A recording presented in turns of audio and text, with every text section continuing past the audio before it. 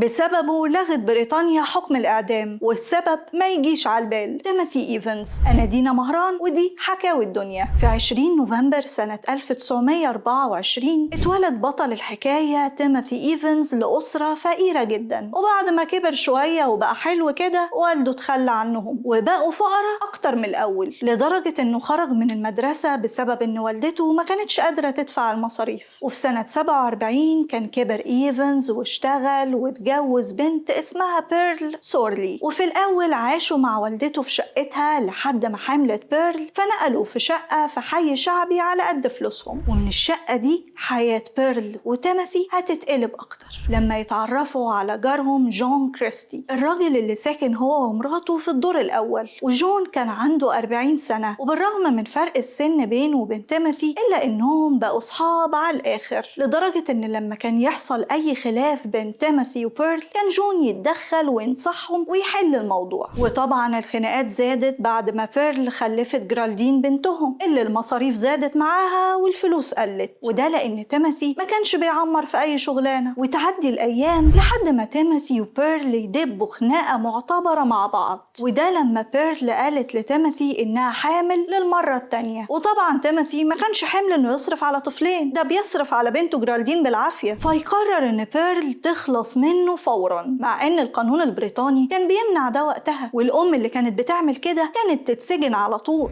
وبعد تفكير من تيموثي وبيرل في حل المشكلة دي راحوا لصاحبهم الأنتيم جون كريستي، اللي قال لهم ما تقلقوش خالص، أنا عندي كل الأدوات وممكن أخلصكم من الموضوع ده. وفي يوم 8 نوفمبر سنة 1948 راحت بيرل لجون عشان يحل المشكلة، وما كانتش مراته موجودة في اليوم ده زي ما اتفق معاها عشان السرية. وبعد ما تيموثي رجع من شغله وما لقاش ولا مراته ولا بنته في البيت، فقال إن أكيد إنهم لسه عند جون، اللي لما سألوا عنهم قالوا إن المدام فيصت وهو شغال من جرعة دواء زيادة، وكتر خيره رمى بقاياها في المصرف عشان ما يحصلش مشاكل. أما بقى بنته فودها البلد عند قرايبه عشان ما يكونش فيه شك. وطبعا ما صدقش تيموثي إيفنز كلامه وبلغ البوليس إنه مش لاقي بنته، بس للأسف قال لهم بحسن نية إن بقايا مراته في المصرف. ولما راحوا يفتشوا في المصرف علشان يتأكدوا من صدق كلامه ما لقوش أي حاجة هناك، وده اللي خلى تيموثي إيفنز في موضع شك بالنسبة لهم، لدرجة إن الشرطة بعد يومين فتشت بيته حتة حتة لحد ما لقوا سجادة حمراء في أوضة الغسيل فيها بيرل وجنبها بنتها جرالدين، والاتنين كانوا خلصانين على الآخر. واتصدم تيموثي لما شاف المنظر ده، وقال إن أكيد جون كريستي جاره هو اللي عمل كده. ولما الشرطة حققت مع جون استغرب جدا، وقال إنه دايما كان بيحل المشاكل اللي ما بتخلصش بينه وبين بيرل مراته، وده لأنهم ما كانوش بيبطلوا خناق، وكان دايما تيموثي يستحلف لبيرل مراته ويقول لها خلص عليكي، بس كان بيفتكر إنه هو مجرد كلام. وبعد الكلمتين دول الرأي العام اتقلب على تيموثي، اللي شايفينه إنه وحش وما ينفعش يفضل وسطهم. وللأسف تم الحكم على تيموثي بالإعدام من غير ما يعمل أي حاجة. وتفوت الأيام ويسكن سكان جداد في شقة تيموثي، وجون كريستي يتخانق معاهم في الرايحة والجاية لحد ما يزهق منهم على الآخر